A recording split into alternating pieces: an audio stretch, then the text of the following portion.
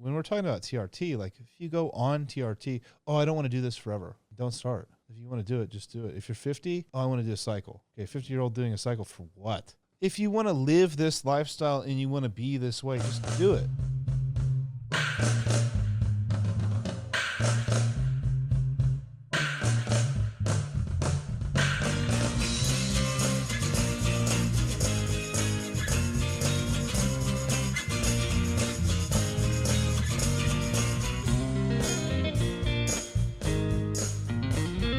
Okay, welcome. I don't know why I did that voice. Welcome to Fruiting Body Podcast with your host, Brendan. Today, we have an absolute legend of a guest. It is Walter Veale. Now, Walter, he wears many hats, so we're not quite sure how to describe exactly what he does, but we're going to focus today mostly on one of those hats, which is training professional fighters, training bodybuilders. And this podcast, I'm going to be asking personal questions, a lot about on steroid use and how that can be adopted healthy into your lifestyle. Things such as TRT.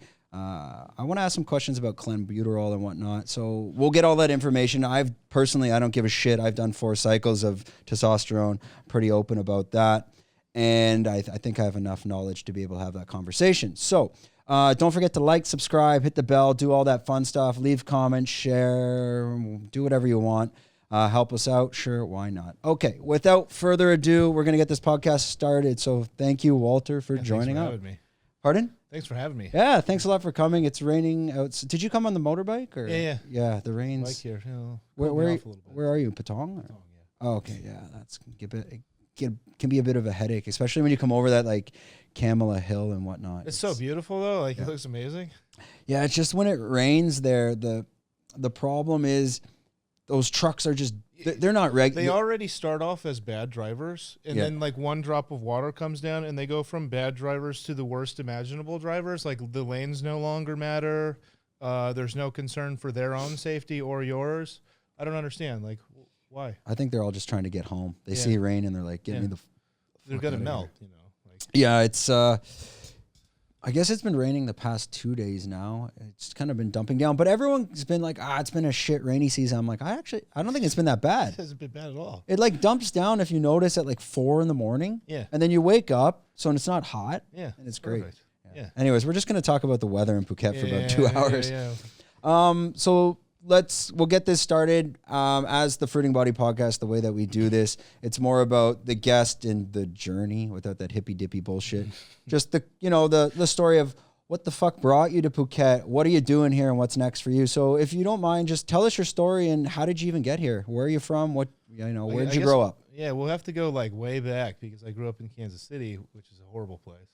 Like, I don't know why. Don't visit. Well, you got the the Chiefs. It's more of a sign of I survived than like endearment. Like I don't love the place, but like I went through it and it was good for me. But it's a horrible place. Like, I used to always tell people like, when we were kids in Kansas City, the only thing to do is like get in fights and chase girls. But all the girls are ugly. Let's move the mic up a bit, right? Yeah, I can hear. Though as I adjust you, it's just so I can hear it because he can't hear it. And then tilt it more towards your face because you'll be talking to me like that. Yeah, that looks good. And then. Okay, go. I'll adjust if we have to. Okay. Okay. Yeah, so like That's in good. Kansas City, there's nothing to do but get in fights and chase girls, and all the girls are ugly, so we just get in fights. That's it, In Kansas City, it's not even in Kansas. Is that it's correct? in Missouri. Right. That's people get so confused. I just skip explaining that part most of the time. Well, didn't Trump say that? Like when they won I saw something about that. But I hear it all the time. Yeah. It's Kansas. Okay, see you later. Yeah, so why they're just confusing the fuck out of everybody. Yeah. There's nothing there either way, both sides. So all good. But I grew up there, and all I wanted to do was get out. And I started fighting when I was like 18. I was pretty good at wrestling. I was pretty good at jiu-jitsu. And my grandfather was a professional boxer, so grew up boxing, so it was just easy. And I made many career mistakes in that, like, I moved around, which is like the worst thing you can do as a fighter. Like, just find one place and stick with it and like work your way up. As in like moving gym to gym to gym. Like I moved towns too. Like I lived in Minnesota for a while. I lived in LA for a while. I went and trained at Bass Ruten's gym. I remember like I was like 18 or 19 and I was looking for Kimbo. I was like, "Where's Kimbo? I think I can kick his ass." Kimbo Slice. Yeah. I was like, "This is gonna be hilarious." Like, the skinny white dude's gonna beat up, Kimbo. Yeah, but I never find him, and but I kept bouncing around, and you can't go anywhere. You'll get nowhere, and nobody. Maybe you meet some people. Like I trained with who's that English guy's? Bisping once, and I trained with Tito, and I trained with Tito's buddy Razor Rob. I went to all those gyms, and then I trained in in Missouri a lot, which is just like there's regular dudes off the street who are hard as nails. Like if you just go like to any gym in Missouri, there's going to be a dude who's like a D1 level wrestler, just automatically. Mm-hmm. So there's always somebody to train with. And that was, I got really good, but nobody knew me, and I couldn't really get a career going. And people want if you want to fight, people want you to like stick around and promote and stuff. I'm the new kid in town all the time. Were you training for MMA or for boxing? For MMA. For MMA. Yeah. From the time I was 18. And after like 4 years, I'm broke. I haven't really done anything. And I'm really good, so like nobody wants to fight me, nobody knows what to do with me, and I just keep moving around.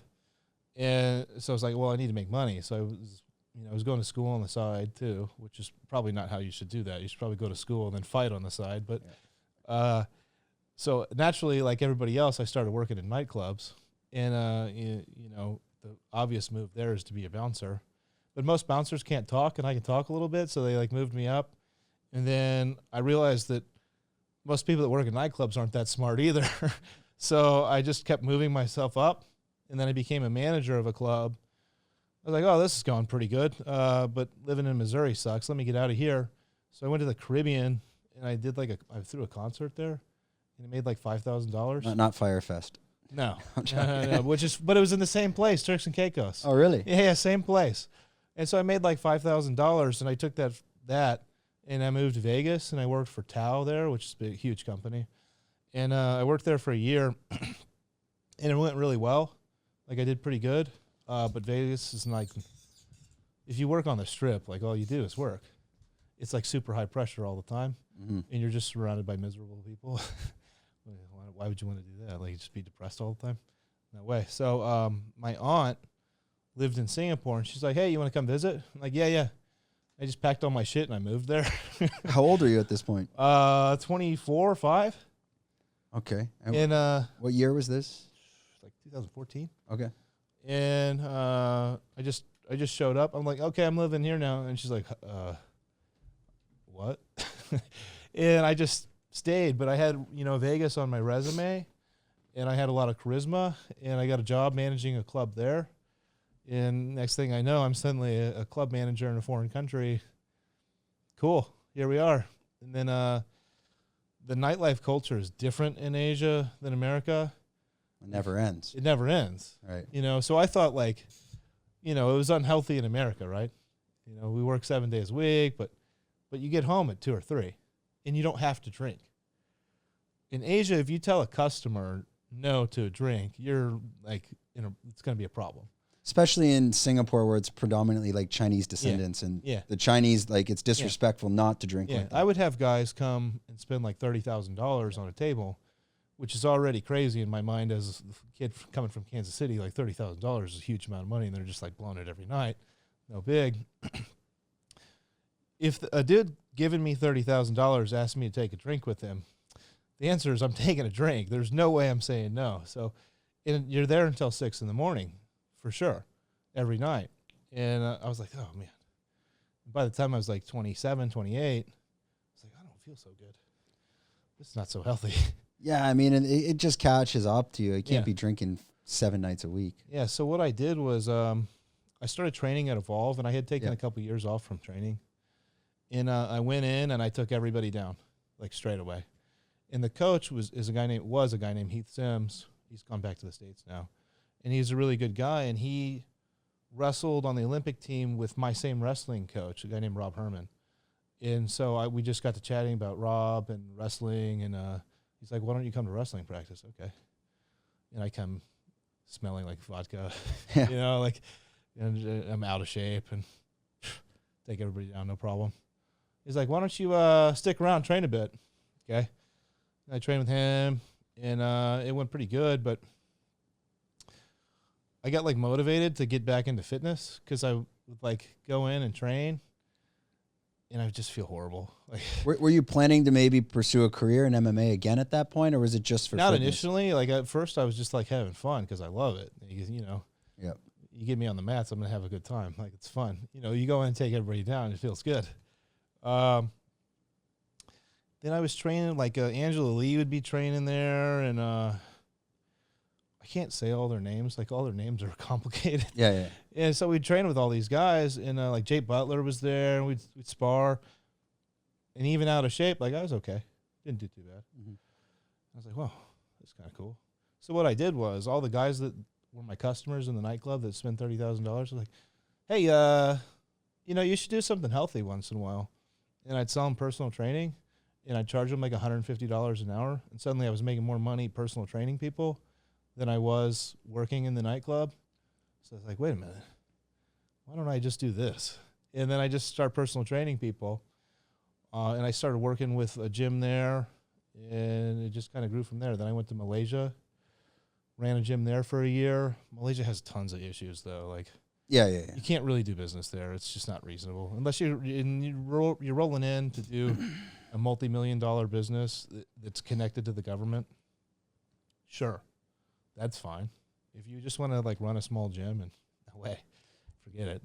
Yeah, it's I've been to Malaysia a bunch. It's like a watered down version of Manila. It still feels methy stab there. Oh yeah, for sure, Right? 100%. Like there's some to be honest, like I had a great time in Malaysia, and you know it's funny because like there was one big white dude when I was there, and that was me. And you have a lot of women that are like very oppressed. Yeah. And like looking for the one big white dude. And so like I had way too much fun when I was there for sure. Yeah, looking to take them to freedom. Yeah. And, you know, and there's a weird cultural thing there.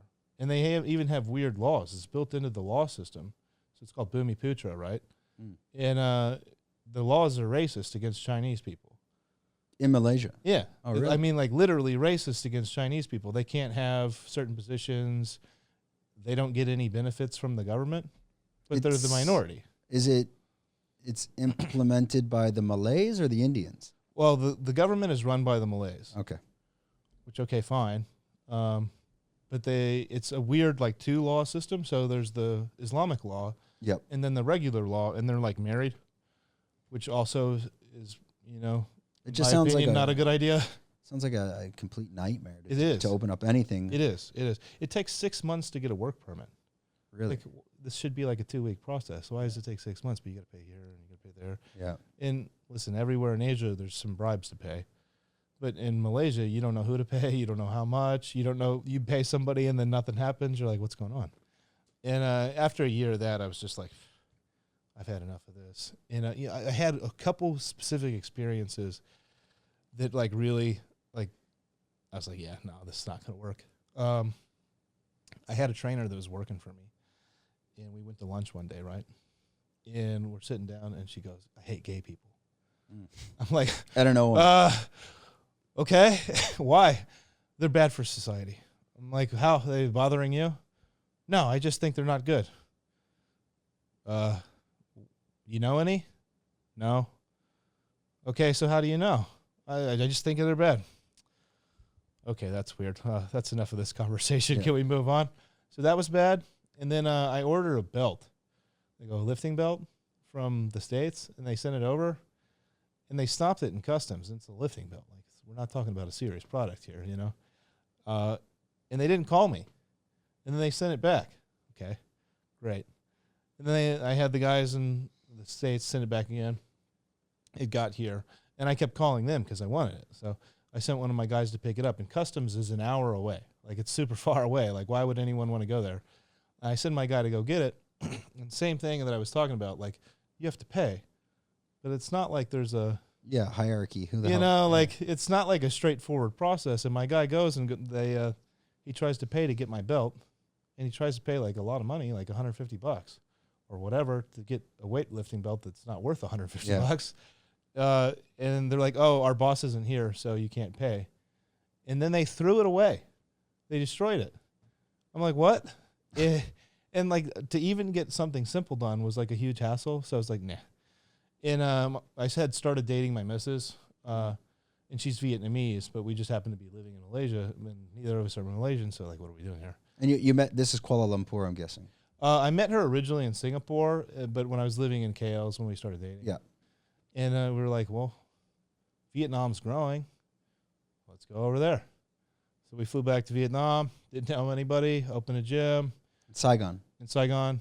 Or Ho Chi Minh, I guess. Yeah, well, yeah, I always his real name is Saigon. Right, that's why Yeah. it's so confusing. It's the same city if people don't know that. If you say Ho Chi Minh to a local in Saigon, they'll be like, you mean Saigon? Like, what are you talking about? Like, why would you say that? They don't even like it. Yeah. And they say they're Saigonese too. Mm. So, okay. Go there, open a gym. It's cool. That government is also extremely difficult. It's a lot of paperwork, and it's different in the way that things get done initially, easily. And then when on the back end, they'll have like people roll in on a van and like take pictures at your business. They go, oh, you need a license for this. You need to pay for that. It's like just extortion. Yeah, I mean, even I've been to Vietnam once, and at that time when I went just to get a visa, it's maybe the most difficult country in Southeast Asia to get into. I think they don't have it anymore. Oh, it changes every week. Yeah, because I remember it was like an electronic visa to apply for, and then once you got there, then you had to go into another line, and it's like, just let me go to my hotel already. The first time I went took 4 hours. Yeah. And you're just sitting there like, this is... It's insane. And they want US dollars? Yeah. Like they don't even want their... They don't even want their own money? Yeah. It went really well, though. We were making really good money, and then everything happened, and business went bad, and then... So now you're bringing us up to the current situation. Yeah. And then lockdowns came, and this is when I was like, okay, we're going to split. We made a partnership with the big gym there the week that the lockdown started. And this ended up being like the backbreaker. The week that the lockdown started, we invested everything into working with this other gym. Huge gym. Really nice place. Looks like a great deal. Should be good. We should be able to make a lot of money. It's going to be awesome. And it's both mixed. It's martial arts and weightlifting, so I can do both the things that I do. Lockdown comes. A week goes by. 2 weeks go by. A month goes by. It gets worse and worse and worse. And then it starts getting extreme. You can't go to other districts. Yeah. Then it becomes you can't go outside. They locked us into our houses and like barbed wired the houses closed. Oh, shit. And they destroyed the supply chain too. So like you couldn't get food. There was no food. You'd go to the shop, which would be at the bottom of your building or whatever, and it'd be empty. You know, you did just, maybe there's some noodles. I'll take those. I don't eat noodles. Yeah. And like, how is this the solution to this situation? Like, oh yeah, now we can't eat. We're going to be much healthier. Great. And then the real point where I was like, I got to get out of here. They sent the military in, and there's like tanks rolling down the street and guys with AK-47s. And I'm like, oh yeah, we're going to shoot COVID. That's how we'll fix it. And so I was like, I had to pay a lot of bribes, like with the little bit of money I had left. To get out. It took 3 tries. Yeah. We had to go get a test, and then the rules changed the day of. Oh, now you got to go do this. You can't fly until tomorrow. Okay. So but we go back, do another test, more paperwork. Now, were you trying to fly to Thailand at that point? Yeah. Okay. Yeah, we were looking at either Dubai or Thailand, and we had an offer here and an offer there. And my missus being Asian, she wanted to stay in Asia. Yeah, stay close to home. Yeah. And we didn't really know what was going to happen, what the future was. It seemed like a safer bet, and it's obviously a lot cheaper to live here than Dubai. Stayed home one more night, which is weird because all our stuff's like packed and done. And then we go back to the airport the next day. In the airport at that time, this is like the craziest place I've ever been because there's only 5 or 6 people inside. There's like, a couple workers and then a few people trying to leave. And I mean, really trying to leave because you had to get a permit to leave your house. And then with the permit to leave your house, you had to basically pay police to get there. And we lived in District 7, so we had to drive like an hour to get there. So pay, go in. Something else changes. You can't fly today. Okay? And, you know, I'm several $1,000s into leaving at this point. Okay, we go back. Third try, we go. Just like praying, like, please let us out of this country. Like, let us leave, please. And at this point, it had been like 4 months. I think 4 months of just locked inside with minimal food. I would sneak out to go train, like a little bit, but not like really. And we would train like anywhere we could. Like there was houses that had some gym equipment set up. They'd like let us sneak in and like do a little bit. Yeah. Get back on the third day, and they misprinted something on the test. Like the date was printed wrong, or my birthday. You know how Americans put... Yeah, you invert it. Yeah. So they did that, and I'm like spazzing out. And of course, you know, there's other people there too, and they're like crying and freaking out. And there was also a lot of Chinese people there in hazmat suits, like 200 Chinese people in hazmat suits just standing off to the side, which is weird and uncomfortable. And, you know, after being locked in your house for 4 months, paying all this money, trying to escape, like you're a little stressed out, right? So I'm like yelling at everybody, like, come on, let us go. But they helped us out and they got us. We flew to Singapore, and this is where it really got funny. Like you fly to Singapore, and at the time, everything, they locked you in a part of the building. So you fly in, you go in, and they're like, take your mask off. And you're like, what? Isn't the whole point of all this stuff, like, not to, like, no, these cameras need to see your face. Okay. So they make you take your mask off, and then they lock you in part of the building, right? Mm-hmm. This was funny, too, because there's no food. You're, like, flying, and you're traveling all day, so you, like, want to eat. You go inside, and they have vending machines in an airport. You haven't been in Singapore, though, right? So the vending machine only takes Singapore dollars. And there's no shops, it's just a vending machine. Where are you going to get Singapore dollars? There's no exchange places open. You're locked in like a room. So it's just like torture. It's like, oh, here's food you can't eat. Okay, great, awesome. And this is a layover trying to get to Phuket or to Bangkok? To Phuket. To Phuket. Yeah. And so you're just locked inside with no food, and they take pictures of your face and stuff. And they're in hazmat suits, and you're in a T-shirt. And you're like, oh, okay, great. And you can see the images. They've got like thermal images, like, oh, I'm being watched by the predator. Sweet. Yeah, absolutely. Yeah. And then you jump on the plane. And then we get to Phuket. And it's freedom. It's been great ever since. We just showed up and started working. Did you have anything planned on your route to Phuket? Like what was lined up exactly? We were gonna open a small studio, but it wasn't really right. Like we mostly do bodybuilding stuff, and the guy that wanted to do it is more of like a older clients, health advocacy kind of thing. He's vegan, and like all I eat is meat, so it's like didn't really link up. He's a great guy. It just wasn't really quite right, but it was fine. We got here and hit the ground running, and linked up with Maximum, and they had just bought the business from the previous owners, and they run a visa service. The visa service is great. They're really good at that, but they don't know anything about gyms. So they met me, and, well, I know everything about gyms, so let's do this. And it just kind of worked out, and then we did some competitions, won them, and it's just grown from there. How did you get into now it's IBFF, correct? IFBB. IFBB. See, I said that wrong 5 times. IFBB. How did you initially get into this industry? And again, this is the largest competition for bodybuilding. Yeah, so IFBB is the biggest federation for bodybuilding, and I would say it's mostly North American based. You know, when you think of like Arnold, he was Mr. Olympia. Well, Mr. Olympia is IFBB. How did I get into it? Like, I was just a kid that liked, you know, I wanted to look like Conan. I wasn't that into bodybuilding per se when I was younger, especially because I'm tall. So I thought there was like no room for me in it.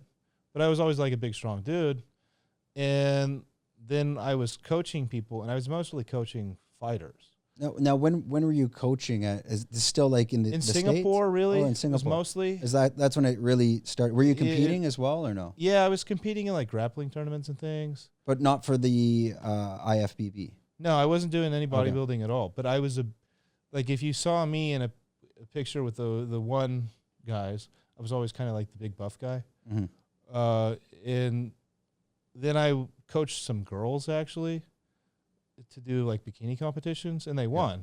And to be honest, like my knowledge about bodybuilding then was not nearly what it is now, but like you go on one path and you just keep end up going that way, and you learn more and you get better at it. Okay, well, I'm making money, do this, I might as well, be good at it. So you just keep going and going and going. And your wife was doing it as well, and she was in competition? Yeah. Was she always been doing that, or?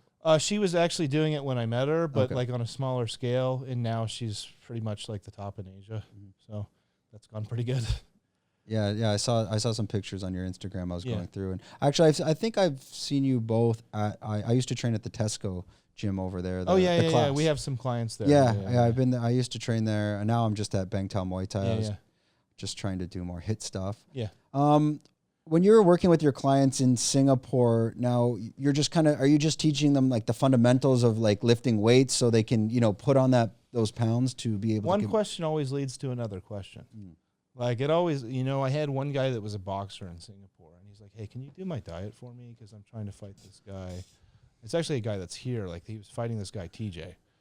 And it was going to be a big televised boxing match. He's like, can you do my diet for me to help me, get fitter and stuff?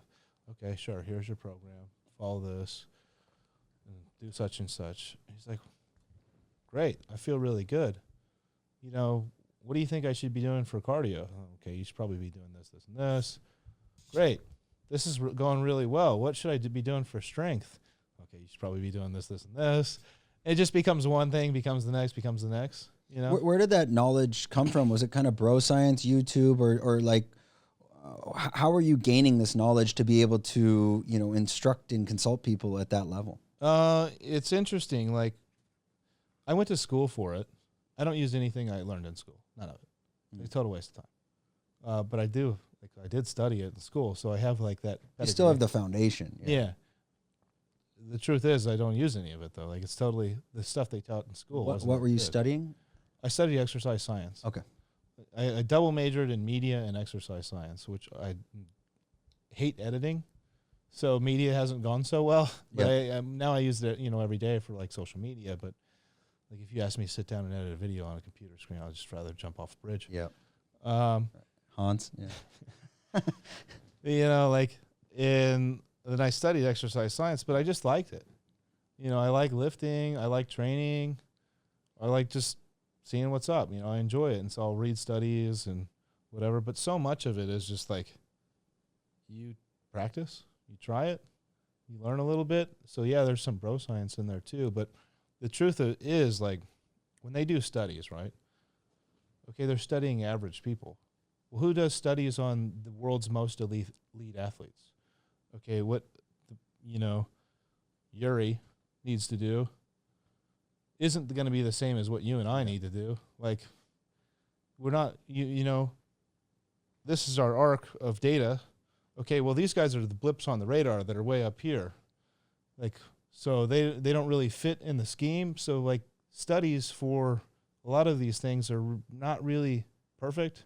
Like, there's good information to get, but you also, it's just like one piece of data. You need to add in many other pieces of data. And what's good for one person might not be good for the next person. So experience becomes a huge factor. And then a lot of knowledge is like secretive. Like a lot of coaches don't want to tell you anything. There's a lot of great coaches in the world and they keep, oh, this is my secret, which means they're full of shit. But like, people that are good will share everything. They don't care. They'll charge you for their services. Like, but if you just ask them a question, they'll give you a straightforward answer. If I ask Rich something, Rich Franklin, he'll just tell you straight away, like, do this. And he's just being honest and real. Of what worked for him. Yeah. As opposed to like if, you got to buy my book. Okay, well, there's definitely nothing in that thing. So forget it. It's just the more you do, the more you work, people you work with, the more you try this. Oh, that's kind of good. Maybe I add this in. Maybe I add that in. And it just keeps going and going and going. Mm-hmm. So I've done it with fighters. I've done it with bodybuilders. There's a huge difference between men and women. So I've trained male athletes and female athletes, and you read a little bit, you try a little bit. And depending on the body type, the sport, what level they're at, I mean, there's so many variables to take into consideration. What somebody needs to do to compete in Mr. Olympia, which is the hardest, is not the same thing that they need to do. Oh, I'm going to do my first bodybuilding show. Okay, well, if you do the thing that you need to do for the Mr. Olympia and for your first bodybuilding show, all you're going to do is get sick. Mm-hmm. You're just going to make yourself sick and hurt yourself. There's nothing to gain there. If now, like I said at the beginning of the podcast, I've done 4 cycles. Most of the stuff that I've done, the first cycle I did Sustanon 250, and my bro science, my buddy told me to take 800 milligrams a week, and I quickly found out that is horrible. Yeah. And then the cycles after, they kind of tweaked and got a bit better. But by the end of it, my last cycle, I was doing about 250 or I'm going to say 250 to 300 milligrams of test E. Yeah. And then around week 4, I'm going to say week 5, 6, I started 400 milligrams a week of Masterone E. Sure. So it's all this slow release stuff. Yeah. But actually at the beginning of the cycle, the kickstart. It's not that slow. I was using, but at the beginning I was using Test P because it kicks in right away. Yeah. And then it's probably Israel Adesanya's. Probably because what he's doing. When you take the Test P, it's going to kick in pretty much a day or 2, right? And it's out. And then it's out. So that's what I did. I actually I was using a bit of bro science in that sense. Like I was trying to do 300 milligrams of test. Yeah. Within the first 2-3 weeks. So actually I started with Test P and Test D together. And then I knew just because I want to kickstart it, and then the rest I just let the Test D, because Test D takes about 2-3 weeks to kick in, right? Yeah, that's normal. It's a little different for everyone. You might feel some effects like right away. Yeah. I found it's always been about 2 weeks. Yeah, and then there's also a mental thing too.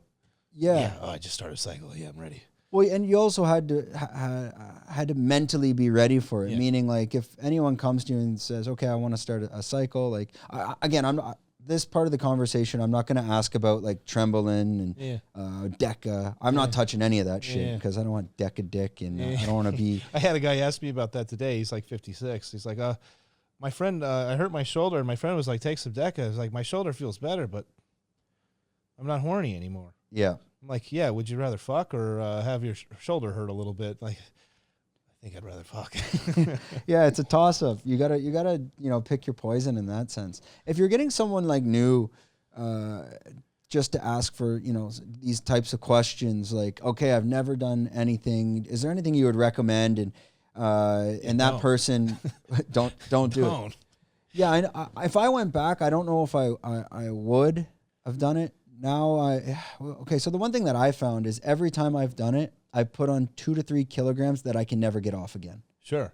Right? So like I probably started at 82 kg. Yeah. And then the first time, boom, 85. Yeah. Never saw 82 again. Yeah. I mean, you could, but the next time, boom, I think I hit 90. Yeah. Anyways, by the end of it, I was like maxing 96, 97 kg.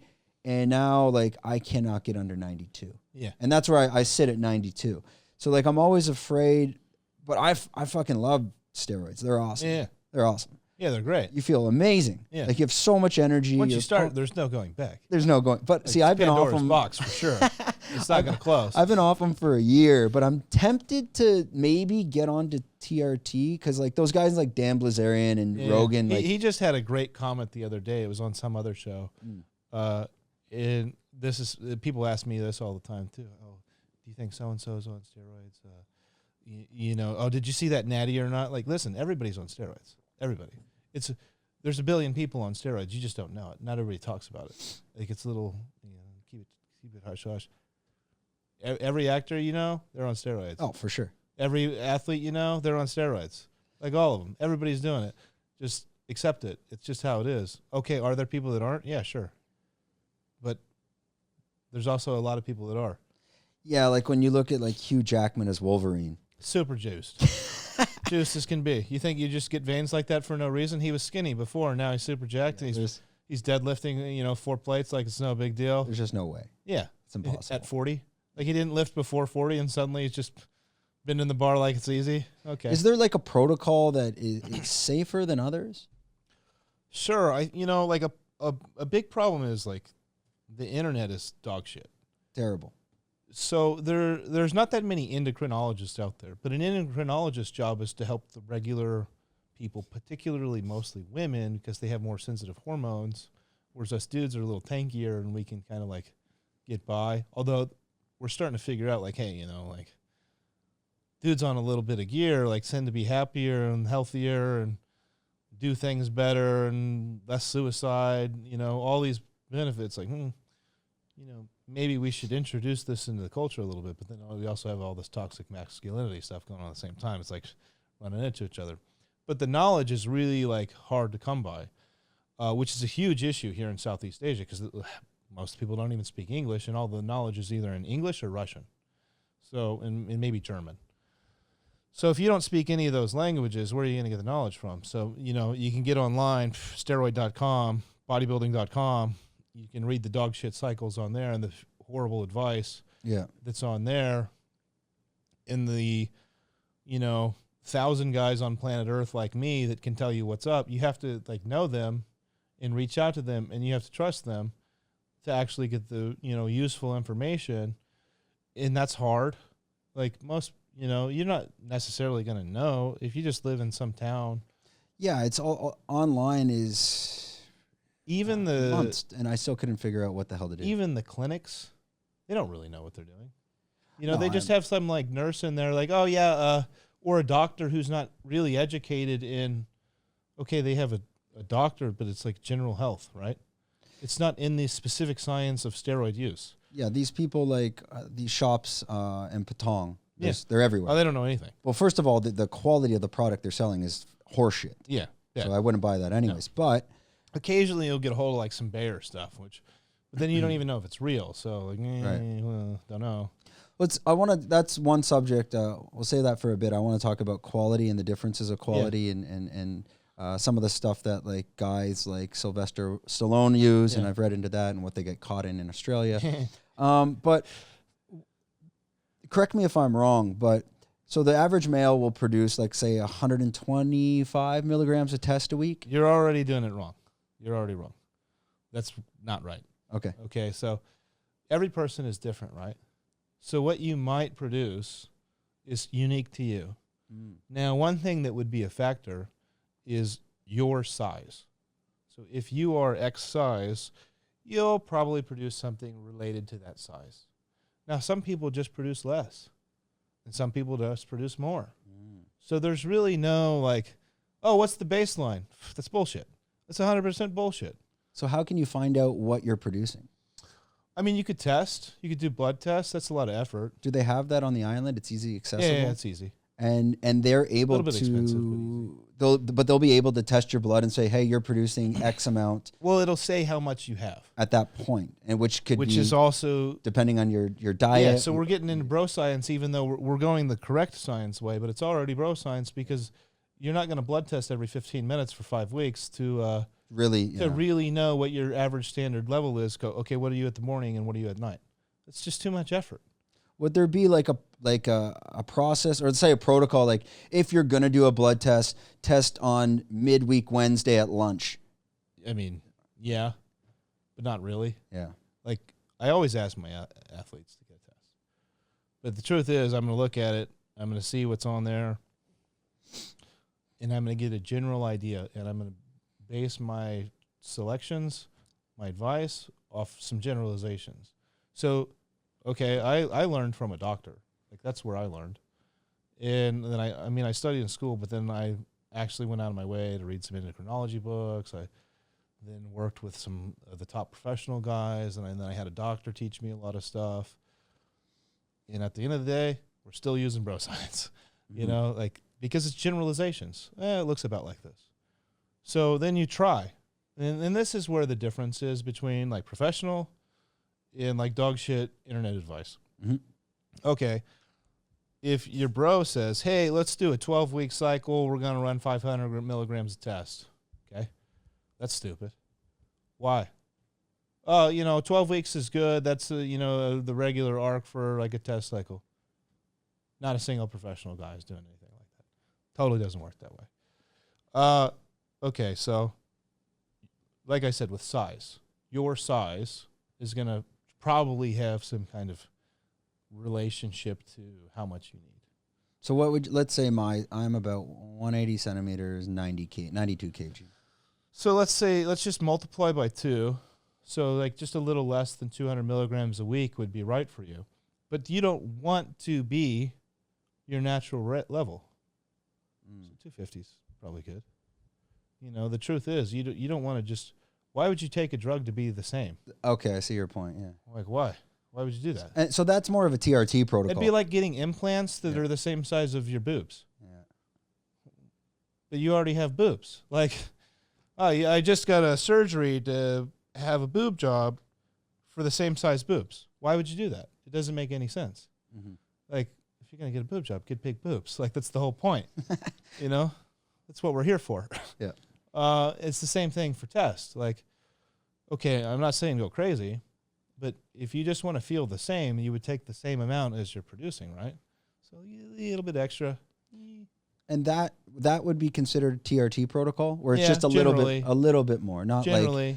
But so, for example, if you're saying, okay, you produce 2, maybe take 250, but then the next step would be if I'm taking 500. Yeah. Now we're talking about serious stuff. Yeah. But the truth is, you don't really need to take more than 500. Then you can start doing other things, and then you just manipulate yourself in different ways. Yeah. Now, of course, most of the enormous guys are taking more, but you don't really need to. But those guys, like, they're usually on like Trembolin and like more serious, the stuff where it has a different, it's been altered to cause different effects. It's more exotic. How is Trembolin different than test in terms of like the chemistry, or is that too technical? I mean, it's getting pretty technical, but basically it's like 10 times more anabolic or 100 times more anabolic. So it's causing your body to fill itself, your cells to fill themselves with more nutrients. Anabolic means constantly repairing. Yeah. And that's when you're doing testosterone and these types of steroids and you're anabolic, that's why I can go to the gym, I can eat. But as long as I'm eating, my body's like constantly repairing itself, it's processing. We're getting technical. Yeah. But yeah. Okay, your anabolic just means you're growing. Right. I mean, we're just using a big word to say growing. But repairing and growing aren't necessarily the same. So you can take steroids and grow. If I give you a bunch of fucking tren right now, you can never hit the gym and still you're going to gain muscle. Yeah. For sure. It's just a math equation. Your body's going to give me more. Yeah, I mean, you still have to, at the end of the day, you still need to lift. And regardless, I mean, if you take steroids, you want to go to the gym. Like, you're so fired up. Like, sure. I mean, that's why, I was saying the mental thing too. Like, you asked me how long it takes to take effect. Well, I just started a cycle and now I'm also eating better. Oh, and I'm training harder. So after 2 weeks, oh yeah, I've seen results. Are you? Or did you just eat better and train harder? Right. And you stop and then how do I measure that too? Like, as a scientist, like, how am I going to go, oh, these results are good? Well, before you were eating fucking McDonald's and you were training like 3 times a week, dicking around, and now you're like hardcore Big Ramy training, like 5 sets of everything, maxing out and failing on every set. And, you're just eating chicken and rice all day. Well, okay, your performance is going to go up regardless if you're taking steroids or not. Yeah, and you're not drinking on the weekends because you've invested in that cycle. So you I went 90 days without a drink because I was doing it. Yeah. I was like, oh, this is great. And I felt great and I looked great. But then right after you crash, and that's another issue. Yeah. Is there anything like, see, I want to stay away from like the uppers, like your clen, because I've just heard, I've read into Clen's it. actually pretty mild. But I heard like it's a nightmare. You can run into serious issues like at night when you're trying to sleep. Like, it fucks up your sleep. That's kind of initially. It doesn't really last. But people have problems with sleep for a whole myriad of reasons, right? So, like, you're stressed out. Do you sleep good? You have a boner. Do you sleep good? Yeah. Well, like, there's so many things that can get in the way of sleep. And we start blaming the clean because it's an upper, but the truth is clean isn't an upper. It's a vasodilator. So your heart's pumping a little harder. Right. It's not actually an upper. Now, when you first take it, the first like week, you'll be... Right. That's what I heard. And it's like... when you first take it, but after you get used to it, you'll feel normal. Even if you take it in the morning and you're still awake at night, now we're starting to question, is it that or is it something else? So could you balance that with, and I was listening to your interview on the Tiger with G. This is a funny story, right? Like now you have this upper, you're going at night, I want to sleep. Do I take G, which is the date rape drug? Yeah, so a lot of guys do that, which is nuts. Because your heart's like going... Like, hey, I'm taking one drug to do this, now I'm taking another drug to do that to counterbalance it. Like, why don't you just not take drugs, dude? Yeah. You know, if you can't handle it, like, just don't take drugs. Yeah. Yes, that is a way to there, you know, and it depends what you're looking to accomplish. Like, listen, if you're going to compete in Mr. Olympia, you're going to take a bunch of shit.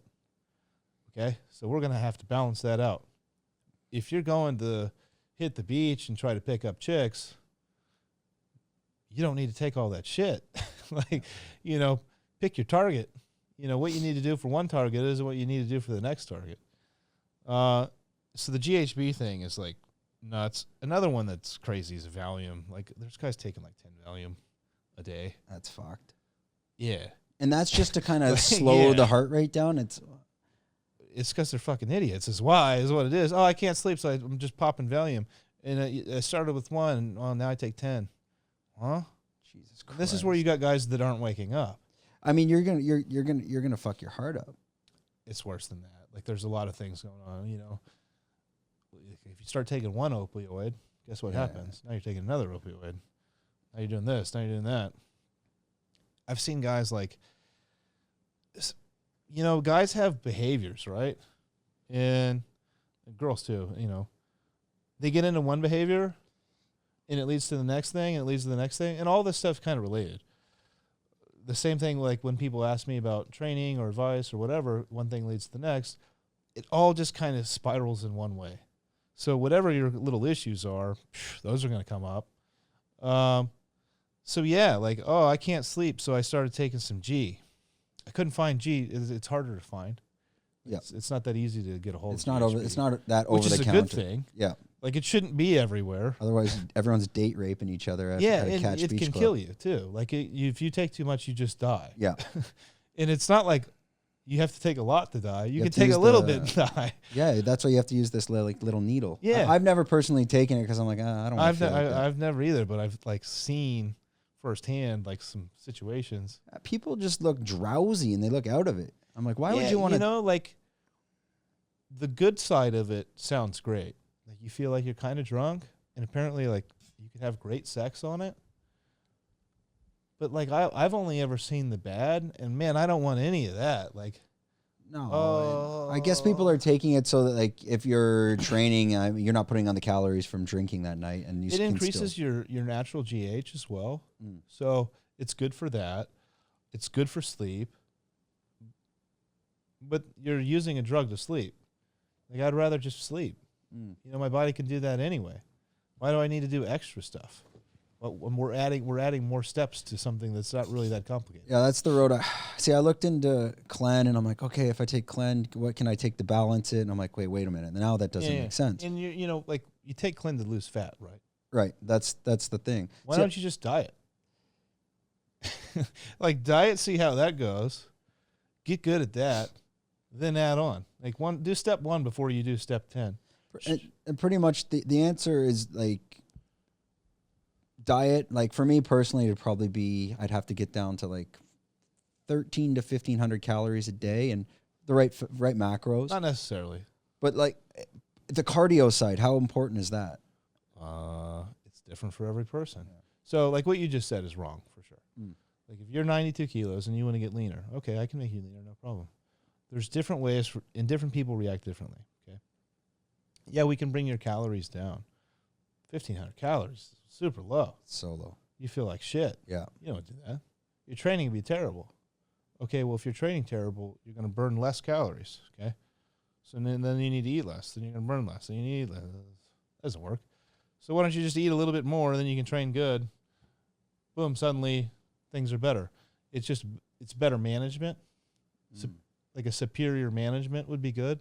And then your week isn't exactly the same all week long. You don't do the same thing every day, all day. You don't feel the same every day, all day.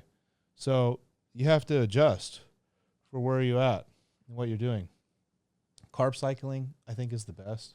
So, okay, I trained legs today. So I'm going to eat 600 grams of carbs and fill my legs with nutrients, and I'm going to help them grow, and I want to get bigger. Okay, that's what I'm doing. What you might want to do to lose weight is, I trained legs today. Maybe I need to eat 100 grams of carbs to recover from that, and then the rest, my body will just use itself, burn some fat, boom, we're done here. How important is the cardio? Well, it depends what's your goal. Are you competing in the UFC? Or do you like to just go run on the beach? Or you don't have any cardio in your life at all?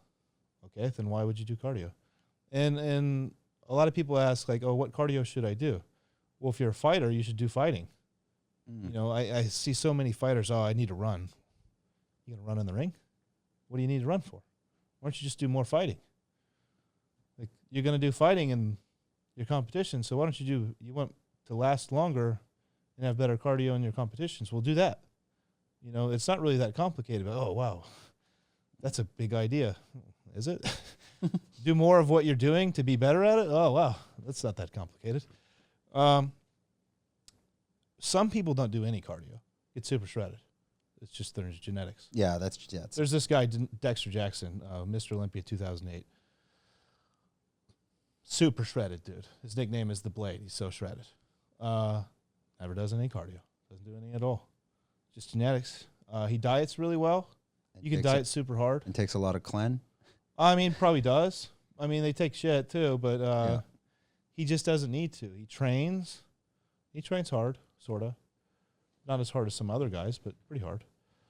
Takes his shit and diets real hard. Doesn't eat any extra bullshit. Then some guys, they have to do 2 hours of cardio. At my peak, I'll do 2 hours of cardio. But it'll be really gentle. Like, I'll walk. And I like it. So, cool. If you're doing something you hate, it's going to be awful.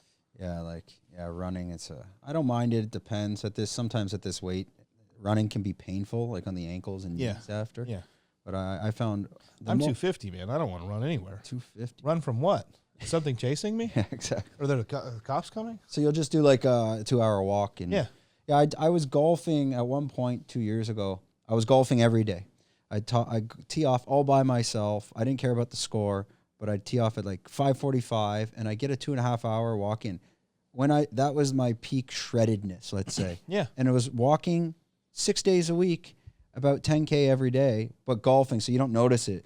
And like that's when, and you're doing it like fasted. I don't know if that makes any difference. There's so much bro science on There's that. a lot of funny factors to this fasted thing because it comes up all the time. Working out fasted. Should I do it fasted? Okay. You shouldn't work out fasted because then your workout's going to be bullshit. Like, there's no way you're going to go smash heavy weights hard on an empty stomach. There was one of the strongman, the American guy, who was on a podcast, I think with Joe Rogan or something, and he said a bunch of stupid shit, like don't do deadlift. Yeah, that was stupid. It's stupid. And then he's like, oh, yeah, warriors go to war hungry. I'm like, you're not a warrior, dude. I don't know anybody that fights hungry. Like, hunger's like in your heart, not your stomach. Like, like it's a different thing. Like, what are you talking about, bro? Like, yeah. When I compete, I'm hungry. Yeah, that's probably why you don't win, dude. Like, what are you talking about? If you want to do something that requires extreme physical exertion, and what we're doing when we're training is, most people are trying to be healthy, but at the end of the day, what are we really doing? I'm going to try and change the way I look. Is the general why people are going to the gym. Other more extreme is like competing, whether it be bodybuilding or fighting or whatever else. But both of those things require your body to adapt. Well, adaptation takes excess. You have to put your body through something to cause it to adapt. If it's easy, no way. There's nothing to adapt to. Your body can already do it easily, so it has to be hard. It doesn't even count until it is hard. So Are you going to go do something that's super hard on an empty stomach? Why would you do that? It's going to make it harder, and you're not going to do it very well. You want to get the most out of it. So definitely eat. Yourself, like if you're going for a leg day, how have you timed your meal before? How heavy's that meal? I like to work out in the morning because I get tired by the night because I'm super busy. Same. But I'll normally have 2 meals before I eat or before I train. I'll have like a big bowl of oats with protein in it and maybe some fruit. And then I'll have like eggs with something, and that kind of varies. Like sometimes it's eggs with stuff, or sometimes it's just egg whites, depending on what I'm trying to accomplish. But 100%, like definitely packing in some food before I go to train. Are you taking like an hour gap, like you'll eat and then wait an hour? Or? It depends on like when I wake up. I'm, like my wife wakes up super early. She wakes up at like 5:30. And then she does her cardio, and then she has like a little Jesus concert in the living room, and that wakes me up. Okay. Awesome. I guess this is what we're doing. Yeah. So like, maybe I wake up like 7 or whatever, and then if I'm doing my cardio, I'll do my cardio and then I'll eat. And then depending on what time I train, either I'll smash in the second meal early, like quickly, or I'll wait a little bit and then have it. Just depends. Like, you have to factor in your life. Yeah, for me, nobody lives in a bubble. Yeah, I'm training at the Bang Tao Muay Thai, but they're doing a HIIT class every morning at 9 a.m. So I basically get up at 6:30, slam a coffee, do some work. You can do HIIT, but I don't eat. Yeah, I don't eat for HIIT because I find I get like a acid reflux a little bit. So I just can't, or I'll feel like super full. And HIIT's such a, it's come up like big in the last 5 years, right? Nobody was talking about HIIT before, really. Occasionally you hear about like, oh yeah, these wrestlers, they do HIIT exercise. Actually, they just do wrestling training, and it's super intense. It's weird because like HIIT is effective, but for you to actually do, and most people to actually do a HIIT workout, high intensity, okay, interval training. Is the interval correct? You can probably do the intervals correctly, right? But they need to be repetitive. So it needs to be like, okay, you need to get to 180 beats per second or minute. Yep. Every single repetition, okay? Are you doing that?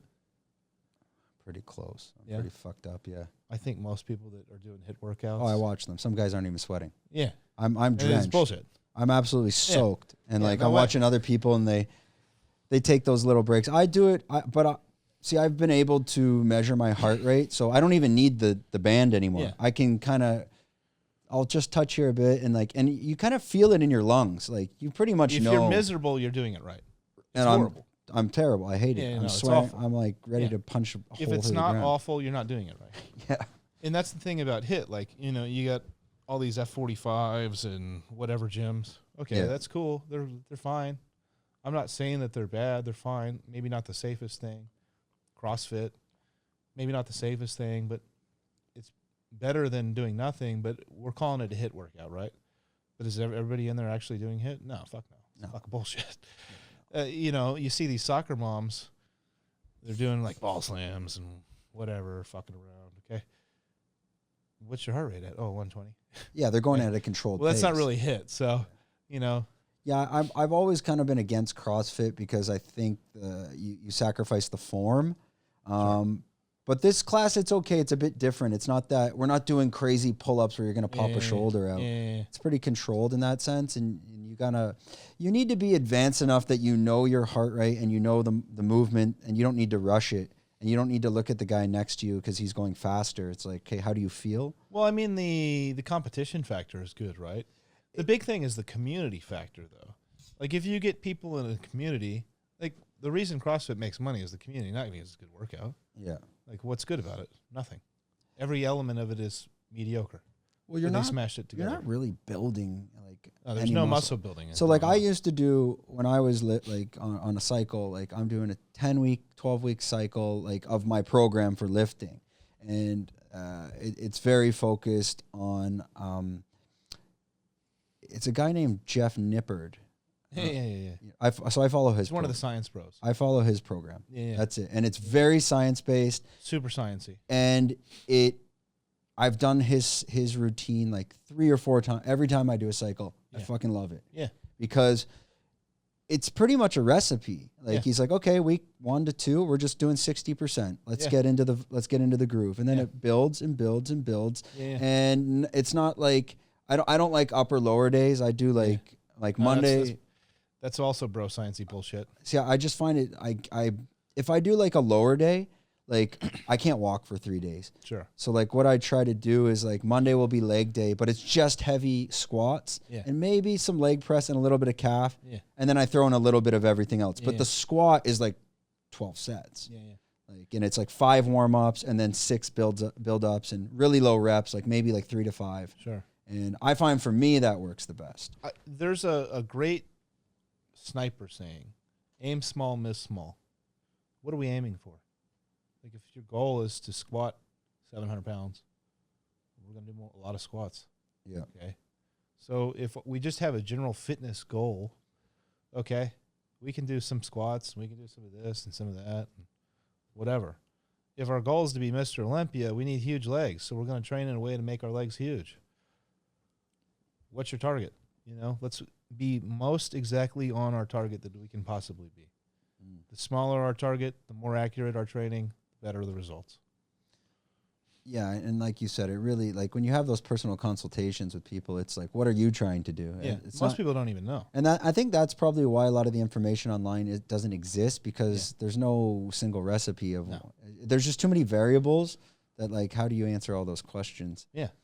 If you're looking to, like, for me now, the reason I stopped lifting in the gym, I've been doing it for all the gyms up here suck too. So the Tesco one, I don't mind it because no one's there, and honestly, I just need the squat rack for pretty much everything I do. Yeah, and then I like their little calf machines. It's so shit. You have to use one leg. You see that?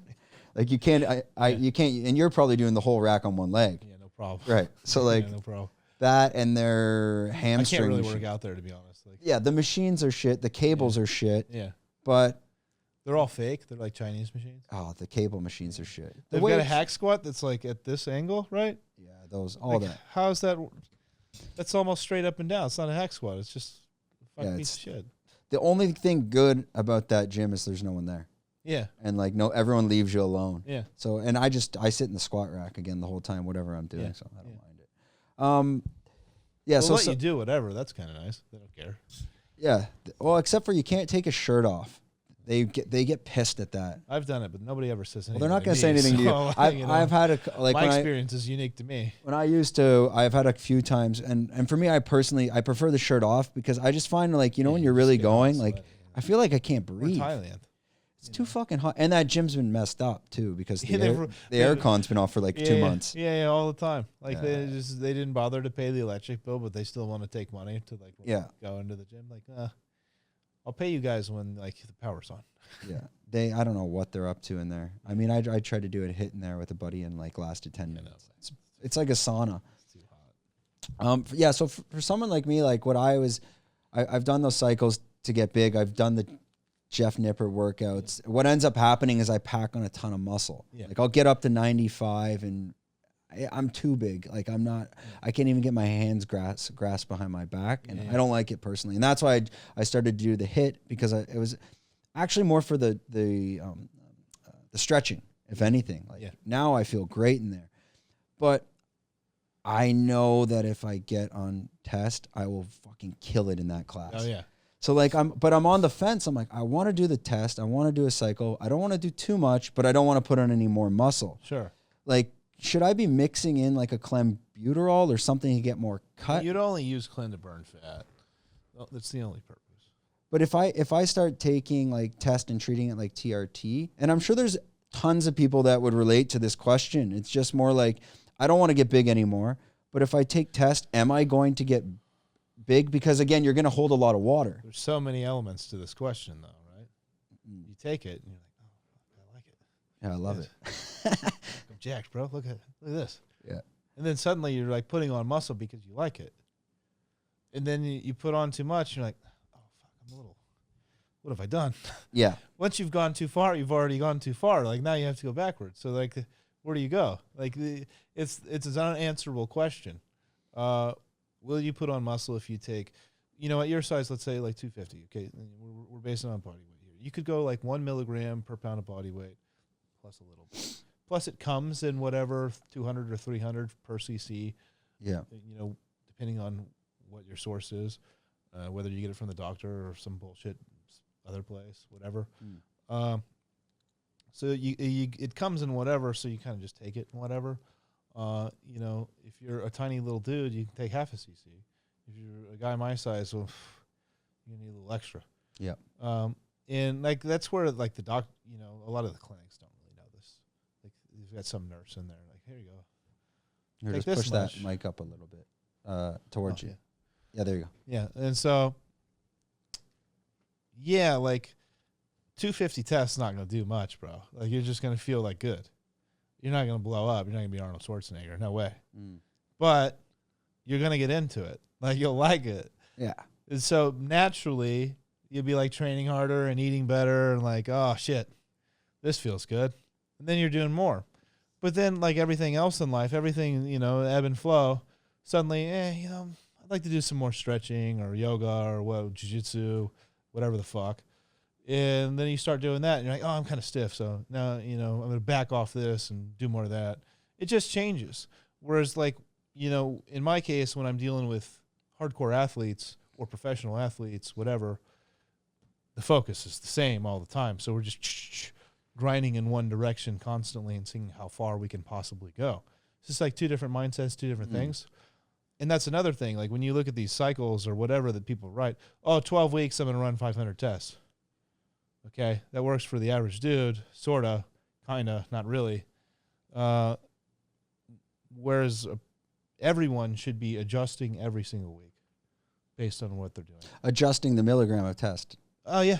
Yeah, well, everything that you're doing. I mean, everything. Like, okay, last week my diet, I was 3,300 calories that week per day, average. We're just generalization. I gained a little bit of weight, so maybe I bring it down. Or maybe I want to gain more weight. Maybe I bring it up. We're just constantly adjusting. The difference between a good coach and a dog shit coach is constant adjustment. If a coach doesn't adjust, they suck, period. And I see it all the time, and I see guys who think they're the best, and they even win in different things, and they're just, we're only going to do it like this forever. But the truth is, if you're not constantly adjusting, your dog shit coach. It's not even coaching. Here you go. Here's a piece of paper. This is what you need to do. Yeah, that's not coaching. Is being involved. Yeah, helping, making adjustments. Yeah, I guess you need to really focus on your diet. And I think a lot of people starting out this, if you can't look at a plate of food and measure calorie and macros with now I'm at that point I can do it because I've been through the weighing process. Yeah. But you need to reach that level before you even know what you're putting in your body. Yeah. So like for example, the past 2 weeks, like my weight's kind of stayed the same, my fats stayed the same. I'm like, what the fuck's going on? And I've worked in a smoothie every morning after the workout. Sure. Something new. I've cut it out and now I'm losing weight. Yeah. And there wasn't much in it. It was a scoop of gold standard protein, a banana. Then I put in some powders like BCAAs, nothing that's going to add calories. Sure. But it was an avocado. I was tossing in a whole avocado. I'm like, you know what? Superfood.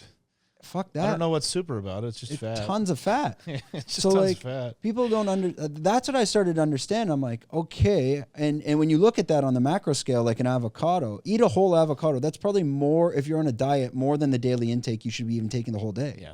Like, most athletes, 40 grams of fat a day. Right. Which you're getting from... One avocado, boom. Gone. And the fat, you'll probably get that from your meat. If you're doing like hard training, I get this question sometimes too. Like people ask, how long does a bodybuilder train? Well, it varies. Some guys train for 45 minutes. Boom, done. Some guys train for 2 hours. Some guys train for 3 hours, but they fuck around on their phone a lot. That's bodybuilding. People ask me about fighters. Oof. Fuck, I used to train 6 hours a day, dude. But can't you get, what's it called, runner's heart? Yeah. And you can get rhabdo. That doesn't happen that often.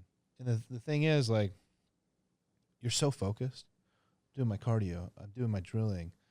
I'm doing my sparring. I'm doing this, that. You're doing 8 million things. When I was fighting, and what made me good was I was training all day long every day. Well, you're going to need some fuel for that, right? So that's a huge factor too. If you don't get the diet right, it's step one. If you don't get the diet right, you've missed the first step. Yep. So you have to adjust that first. It's the first step. Then your training is like connected to that. Your diet and your training should be like totally synced up. If they aren't, then like you're probably off, because the way you feel is going to be related to your training. And you're going to need to fuel that training properly. If you don't fuel your training properly, then you're just kind of... Yeah, but it becomes a full-time job. Yeah. I mean, I don't know how, like, even for myself, when I put myself through that, like, my work hours drop. Here's a simple solution, okay? So, like, we do carb cycling, right? You want to gain weight, eat a little bit more carbs, keep your proteins kind of the same all the time. And if you want to get bigger, eat a little bit extra protein. What do you mean by carbs? Like sweet potato or pasta bread? I literally mean the macro carb. It could be anything. Anything. Doesn't matter. Eat fucking bread. I don't care. A carb is a carb, dude. You know, you can have some Skittles. It's just, it's not necessarily the best choice, but carb is a carb. People like demonize sugar. It's just carbs. It's very dense carbs, but it's carbs. And actually, like a lot of guys who train super hard will eat candy to like recover, or fruit. I know. Jeff Nippert, he eats Skittles during his workout. Yeah. He's like, well, I'm getting tired, so I'll take it halfway through. It's just sugar. It hits quick. Yeah. Whereas, like, if you have a sweet potato, it takes longer. You know, if you're training real hard, boom. Skittles is a good example. It's just a little bit of sugar, pop you right back up. Yeah. My buddy Noel, who's just a monster. This guy's 300 pounds. And he just trains like a maniac. He eats raisins. So he'll eat raisins in the middle of his workout. And I started doing it with him. Oh, man, that's awesome. It's great. You get that extra little push. Yeah. So, like I was saying, if you want to gain a little bit of weight, add a little bit of carbs, maybe bump your protein up a little bit. But you don't need extra protein. There's really no purpose in it. Like if you eat 300 grams of protein, and this used to be a big thing, like, oh, you need to eat double your body weight in protein. For what? You're just gonna shit it out. Like it's not gonna. Not going anywhere. So that part of bro science, like when you read into it, it's like, okay, whatever your weight is in pounds, you need 1 gram per pound. Yeah. So if I'm weighing 200 pounds, Well, that's if you're working out real hard. What if you're not working out at all? 200 grams of chicken, of protein. That's a shit ton of chicken. Yeah. Like I wouldn't even be able to stomach that. Well, a big chicken breast is probably 200 grams, and so that's about 60 grams of protein. If you're a normal person doing normal activity, you can live your whole day on that just fine. Yeah. Now, if you're weight training, okay, maybe a little more. If you're weight training and trying to gain muscle, maybe a little more than a little more. It all kind of goes with what you need to do. But like a simple idea would be like, okay, if you weigh 200 pounds and you're training and you want to gain a little bit of weight, maybe eat 220 grams of protein. Adjust your carbs. Tomorrow I'm going to train legs. I'll eat a little bit of extra carbs, a couple extra handfuls of rice, whatever. The next day I'm not training. Don't eat any carbs. For what? You're not doing anything. You don't need it. And just do it like that. I mean, it's simple. Now, of course, like if we're getting ready for a competition and you're a professional athlete, I'm going to get real tight with the numbers. But for a general person, I'm not doing anything. I'm not having any carbs today. I want to gain a little bit of weight. I'm going to eat. You could keep the protein and the carbs about the same or a little bit extra on the carbs. And your protein can be just a little bit like your body weight-ish or just a little bit higher. If you're not doing anything, just 150, 100 grams of protein a day for a normal person who's not really doing that much is fine. What type of protein would you recommend? I mean, so my girlfriend brought over some coconut powder protein. I tried it. It's quite like chalky. It's harder for your body to digest. Usually I just take gold standard, but there's this huge plant movement, right? Yeah, well, I'm not vegan, nor do I condone it. Yeah, like so, your body has a much more difficult time digesting that shit. So, and it's not. Why would you make your body work harder? It's not all bioavailable either. That's like half of it. That's that bullshit on the vegan talk. Well, there's 8 grams of protein. Why don't they ever look healthy? Yeah, I don't know. They tell you to do this to be healthy, but they never look healthy. But they're thin, so they hit you with we're not fat. Okay, well, bodybuilders aren't fat. And they have to supplement everything. Yeah. To stay. doesn't make any stupid. It doesn't. You know, make any like, sense. hey, if somebody approaches me and they say, hey, I want to be vegetarian or vegan, okay, I don't give a shit. Like, great for you. Not my problem. I don't have a problem with it. That's fine. Oh, for sustainability, okay, whatever that means, fine. Or for I love animals. Have you ever met a cow? They have no personality. I grew up raising cows. Like, it ain't a dog. Yeah. You know, like there's nothing there. Okay, you love animals, you don't want to eat a cow. Okay, fine. Whatever. But then if people telling me they're doing it for their health, I'm like, can you back that statement up? Do you know what the fuck you're talking about? Or are you just talking bullshit? Oh, my auntie said don't drink whole milk because it's bad for your heart. Your auntie's, she doesn't even have a job. Like, she's not educated in anything. Why are you listening to anything she has to say? Like, shut up. Yeah, no, it's that I've been down that road too many times. I mean, I don't even think I have friends that are vegans. I don't think I can be. I know like a few, and they're cool. They always want to hit you with like a story though. Like, yeah. I don't care. I'm just gonna eat meat, and I'm not gonna eat soy. Thanks. I tried once for 3 days. Let me try that. Yeah, it didn't work. Yeah, I think I lasted 2.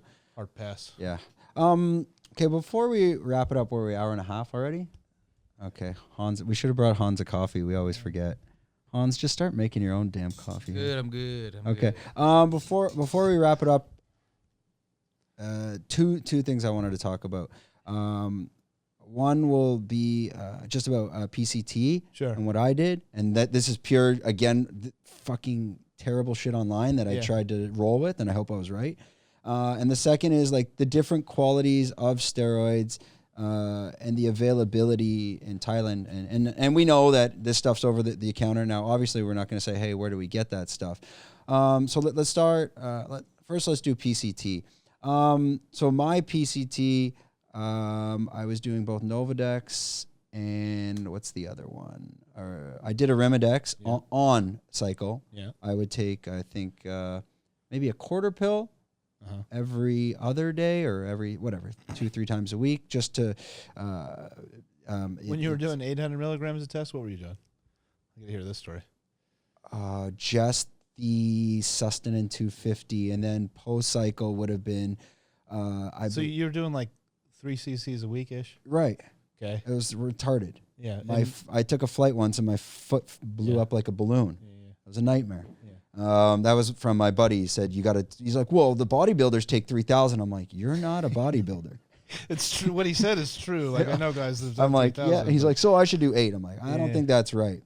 So the PCT, it's Novadex, and what's the other one? Arimidex and Clomid. Clomid. Yeah. But so I would take both Novadex and Clomid, and then every week for it was a 4-week PCT. Okay. You I think it started at 50, and you're basically subtracting a little bit every week. I can't remember the exact dosage. Maybe it was 50 milligrams of Clomid and something of Novadex. I was also taking stuff just for the liver, which probably would have been, I don't know, some sort of... do that anyway. My milk thistle. Is really important. Taking that. And HCG. And HCG is the shit. I love it. See, I was taking HCG on cycle because if I don't, my nuts would get to like that, and like it would be painful. Really? Yeah, like fuck, that hurts. Like, that's when I read online, like, okay, just on cycle take HCG, but not as much as when you go off cycle, and then this is how we're gonna deal with that. And I felt good. But the one thing I found, like at the end of the day, every cycle my weight goes up, and my test levels never come back. To whatever they were 4 or 5 years ago, which can have to do with age too. So do you have some insight on like standardized PCT and protocols and just something to talk about that? It depends what you do, really. Like, okay, let's say just like basic. First of all, you blew 800 milligrams of test. So yeah, forget about that one. Let's say you do a regular TRT. I was doing about regular at all the cycles after were like 300 milligrams. The first question is, so you keep using the word cycle. Yeah, I don't know why. You're not a chick. Yeah, I don't know why I thought. But everybody does cycles of steroids.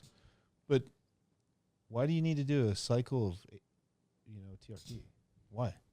Do you ever need to go off TRT? Do you? So that I was interested. Yeah. Can you just stay on it? Yeah. Really? Yeah. It's TRT. But then That's wouldn't the name. But then Testosterone replacement therapy. But then your nuts are just going to disappear. Well, if you're taking a shitload. Okay. Now, would you do? If you're taking a regular amount, your nuts. Mine have never changed at all. And would you supplement HCG while on it? Well, that depends on a number of factors. For one, HCG will make you fuck better, and you'll like blow huge loads, which a lot of dudes love.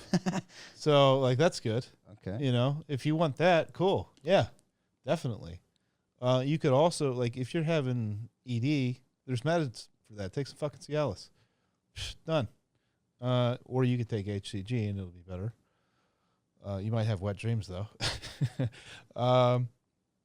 If you're trying to like get your missus pregnant, you can take HCG on cycle or as post cycle. HCG is kind of the go-to in getting your nuts to produce more sperm.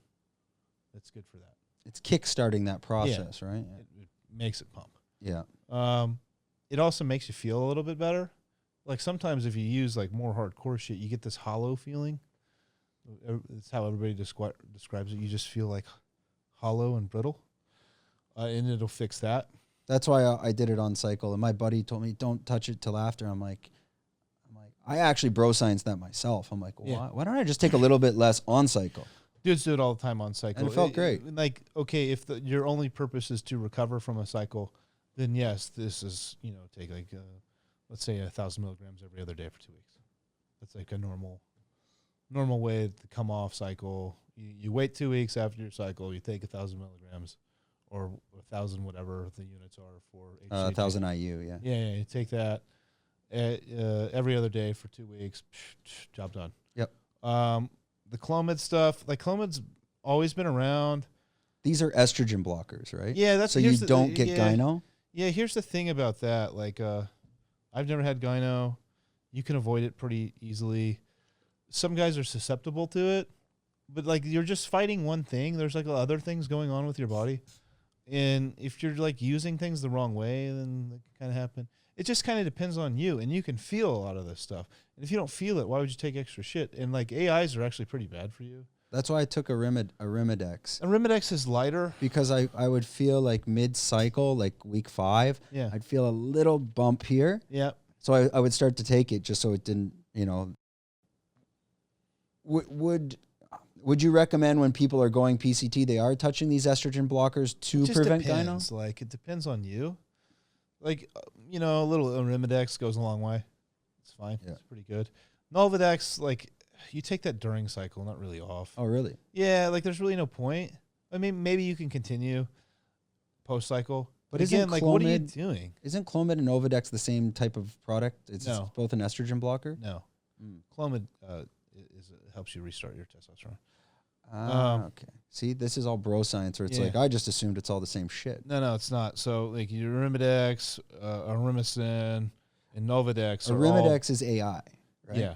There's blockers, which is what Nolvadex is. And then, like, Arimidex actually pushes your estrogen down. Right. Which, when you're, like, trying to get super lean, you don't want estrogen because estrogen causes your body to hold water, hold weight. And that product, it was made for women with breast cancer. 100%. That's the whole reason for it, to keep their estrogen down so they don't. So their boobs. Yeah. So the cancer in the boob doesn't grow. Yeah. Yeah. That's Arimidex is pretty fine. It's not great for your like bone density and your health in general. So like it should all be used sparingly. But again, like when we're talking about TRT, like if you go on TRT, I don't want to do this forever. Don't start. Yeah. Just do it. If you want to do it, just do it. If you're 50, I want to do a cycle. Okay, 50-year-old doing a cycle for what? I bumped my test up and now it's back down. Like, why? It's like stupid. It's almost like yo-yo diet. Yeah, just if you want to live this lifestyle and you want to be this way, just do it. Oh, I'm sold. I'm going on TRT for life. You heard it. We're going to talk about 2 more topics, HGH and the difference in terms of qualities of product, and we'll wrap it up from there. So, okay, so I tried HGH once. You're using those super small IU needles. I only did it for a month because my buddy after I started doing it, I'm like, wait a minute. So I did my research, and it's like, well, you got to do it minimum 6 months. And then I just stopped. I'm like, I'm not doing this shit for 6 months. And then some of the myths I started to hear about HGH is somewhere in my family, there's a cancer gene. I have to get tested for it, and HGH could trigger that. So I don't know the answer yet. I got to go do some sort of cancer gene test. And also HGH it's better for people maybe over the age of 40. Like they call this like, what is it? You do like testosterone up until 45, 50, and then you switch to HGH. Another myth. That's 100% bullshit. And the fact that HGH, if not done properly, everything grows, your organs, your chin. Horseshit. Okay. So those are the 3 myths that everyone I think the most popular ones people will hear about of HGH, human growth hormone. Can you just talk about that? Yeah. Okay. So we're talking about TRT. And then you ask, like, okay, well, does TRT cause cancer? The answer is no, not at all. Listen, the truth about cancer is God already decided. You were born with cells in your body that can convert into cancer cells and eventually kill you. If you're going to get cancer, you're going to get cancer. What causes cancer? Oh, this light increases your risk of cancer. Eating that increases your risk of cancer. McDonald's increases your risk of cancer. Driving a car increases your risk of cancer. Well, fuck, everything increases your risk of cancer. What doesn't increase your risk of cancer? Nothing. There's not like a way. You just meditate outside in the sunlight, but not too much sunlight because that also causes more cancer.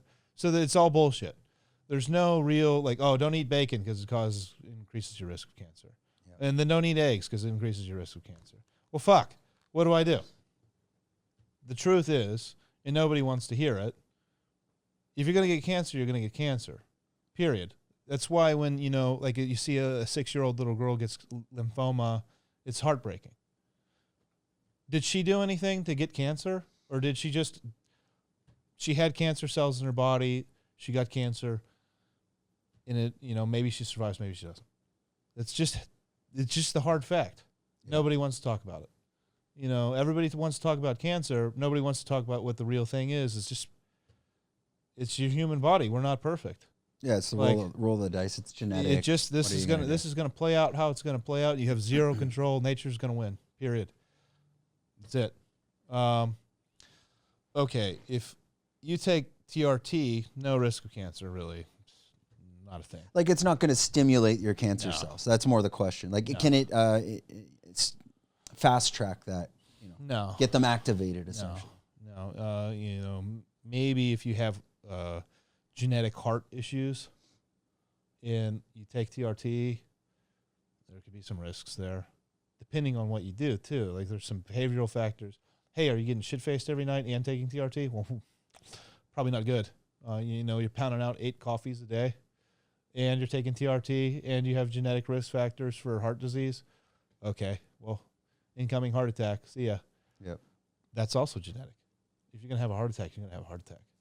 You can do all the cardio in the world, you're still gonna get it. And you see it happen. You see super fit, super healthy people have heart attacks and die. Oops. But they did everything right. Yeah. Well, that's how it goes. It's unfortunate, but how it works. TRT, no risk. Heart disease risks if you're stupid. Don't be stupid. Same thing. Don't do heroin. Yeah. It's a bad idea. Just don't do it. HGH is a different thing. Meaning, like, we don't do TRT, go out on the weekend, get shit-faced, do fucking 3 grams of Coke, and then the next week keep going. Actually, the Coke point is really big because a lot of dudes that do TRT are well-to-do dudes. And they're, like, kind of hard, grindy dudes, like bankers. Gotcha. Bankers constantly are common TRT users. And common cocaine users. And common cocaine users. Yeah. And then they have a heart attack and they blame the TRT. Bro, you just did like 4 lines. Like, I think there's some relationship there. Yeah. Okay, so HGH. The name of it is wrong. Growth is in the name. So people think it's going to make you grow. The organs thing like came up in like the 90s. And people used to say GH gut. Because bodybuilders would have big guts. And they're on GH.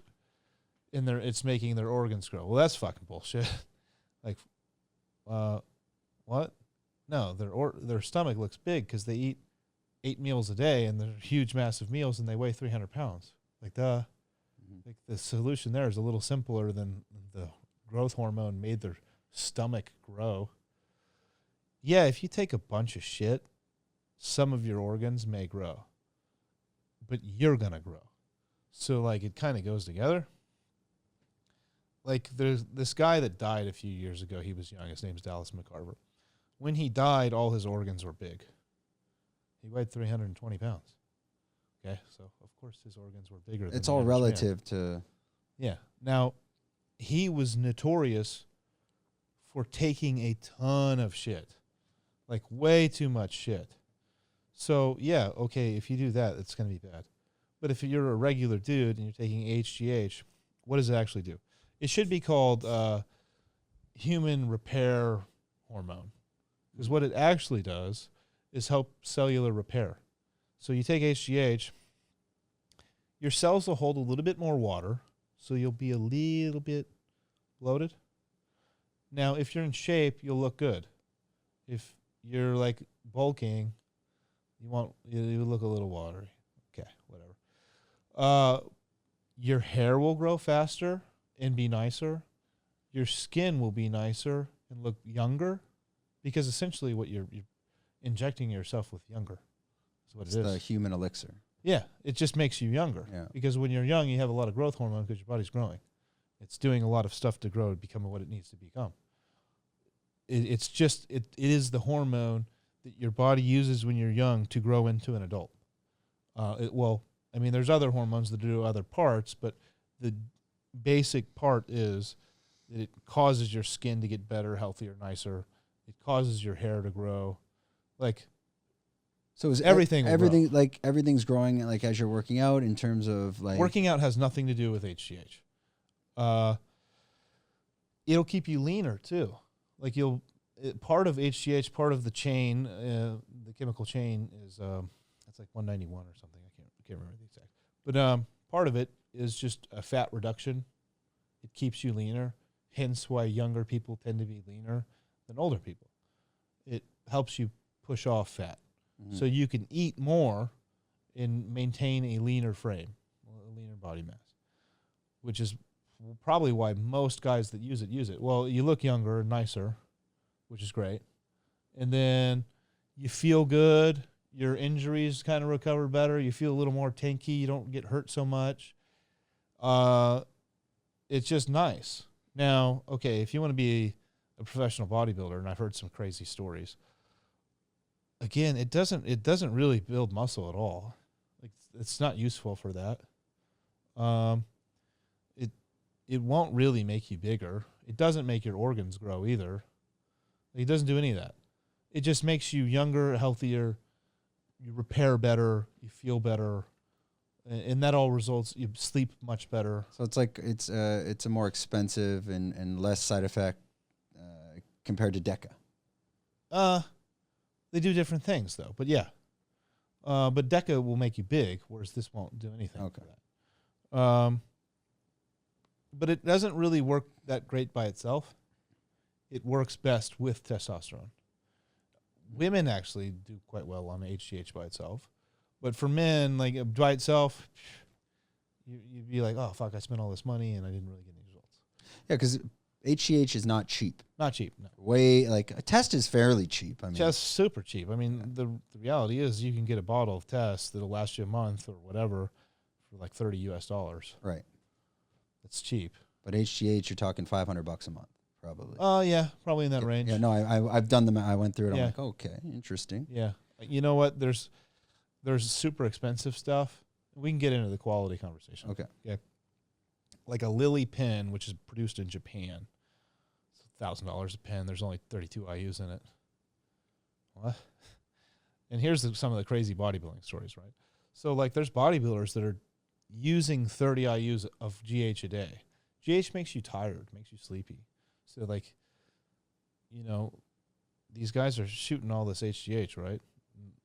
And if they're using the expensive stuff, which they're not, they're, like, just blowing through money, and they're sleepy. So, like, you see them, Like, it's the middle of the day, dude. Like, what are you doing? Get your life together. But it's like a professional bodybuilder. You know, which it's weird. And, okay, if you take 30 IUs a day, a normal dosage for a good quality HGH would be like 2 IUs, 3 IUs? Per day. Per day. And the HGH, the protocol you should be taking every day. And every day or every other. You inject in your belly fat, right? Any fat.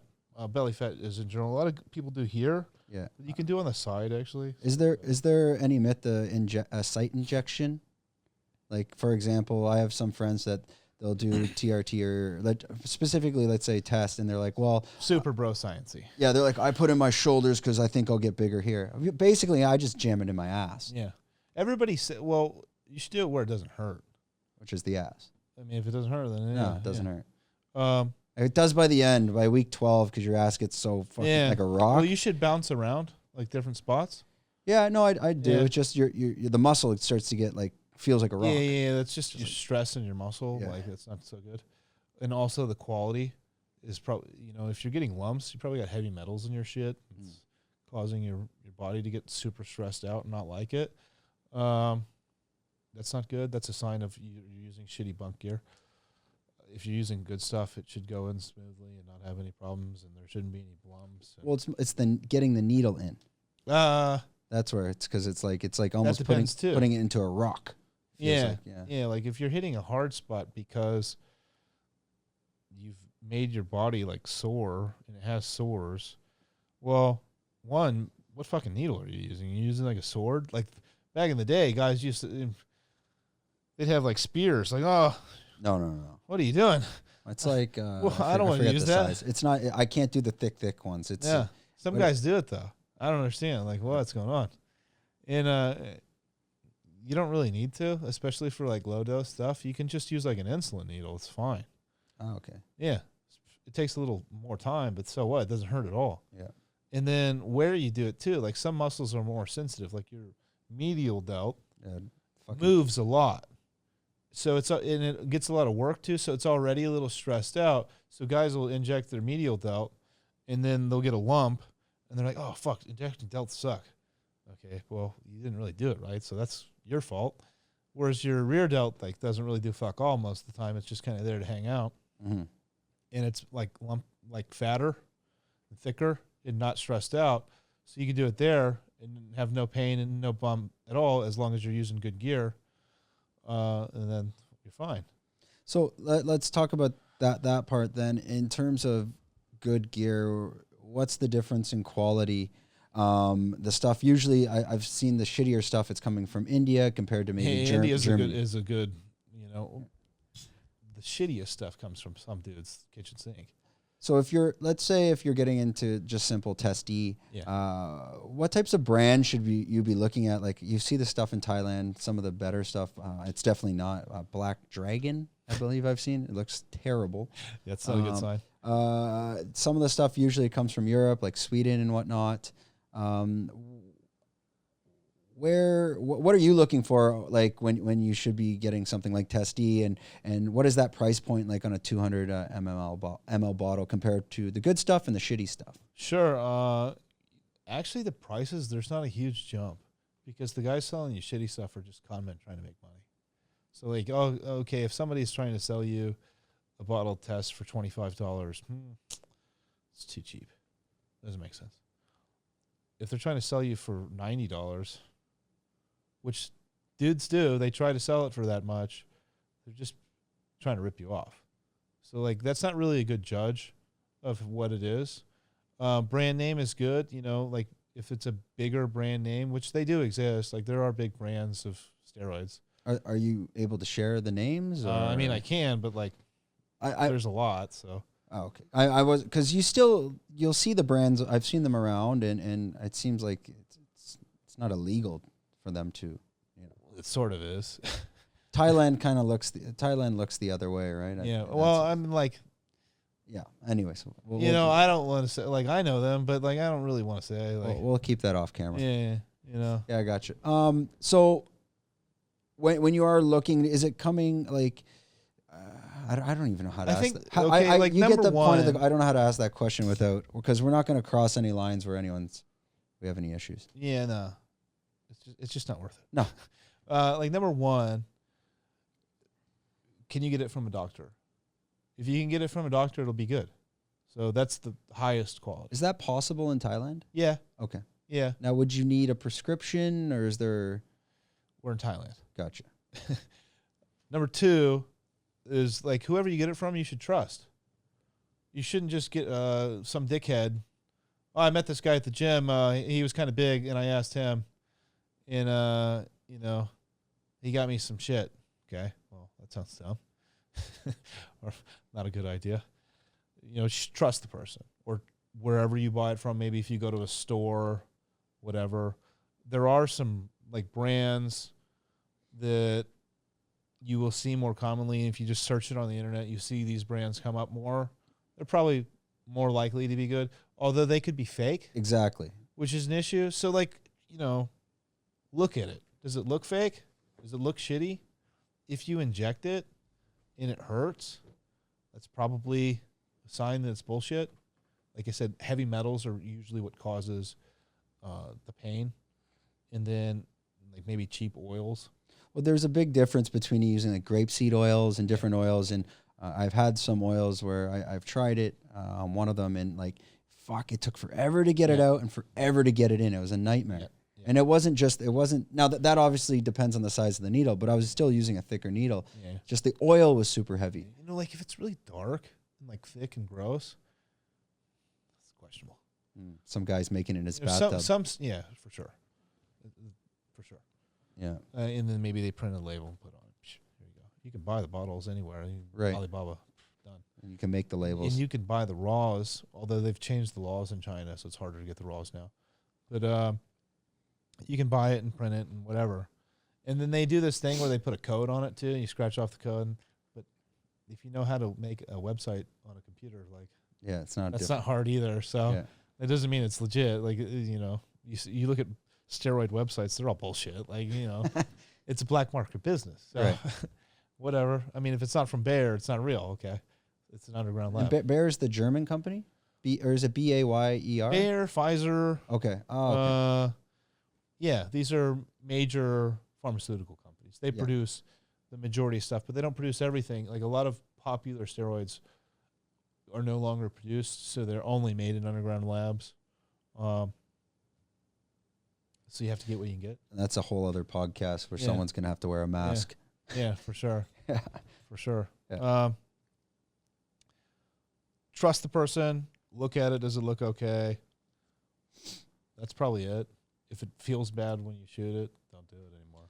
And for anyone looking for instructions on maybe protocol and consultations, how would they go about doing that in Thailand, or is that also underground? Not really. Like, advice is not illegal. There's nothing illegal about giving advice. I'm happy to give advice. There's a lot of other guys that give advice too. No problem. It's not really what I do, but you know, I think number one, like, if you ask, like, a bodybuilder and they seem smart, knowledgeable, and they're honest, they should be able to tell you. Yeah, so it sounds like rule number one, just if you're going to do it, whoever you're getting it from, if you trust them, then go with that. Yeah, there should be a trust factor. Isn't that how, like, all drugs work, though? I guess so. Like, you know? Depends how much you've had to drink. Yeah, I mean, for sure. Like, oh. All right, well, we will end it on that note. Hans is tired. I can tell. Hans, do you have any questions about I'm working. Do you have any questions about injecting steroids in your ass? I got everything, thanks. You got everything? I got a lot. All right, so me and Hans, we're going to go on a TRT. I'm just going to go on it full time now. I've decided. So that's the next. I've always wondered about that, especially, like. Doesn't make any sense. Yeah. It's the only road to go down now. Yeah. All right. So, get on steroids, guys. I condone it. And get in the gym, and let us know in the comments if you love steroids.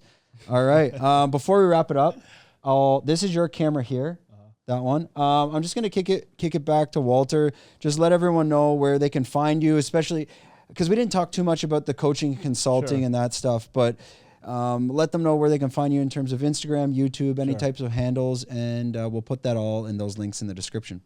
Yeah, you can find me at Maximum Fitness in Patong if you want to see me in person and come train with me, which people from all over the world do that, which is a long trip, but okay. You can get me on Instagram at walter.viking, or my coaching is WB Online Coaching. Yeah, those are the easiest ways. Yeah, definitely. Probably Don't message me on Facebook. Don't message them. What is Instagram easier or would Instagram seems easier because you never know because Instagram gets annoying sometimes where you just it all gets annoying. It's the spam shit, Yeah, right? it all gets annoying. All right, well, that wraps up another episode. Don't forget to like, subscribe. Thanks a lot for watching, and we're out.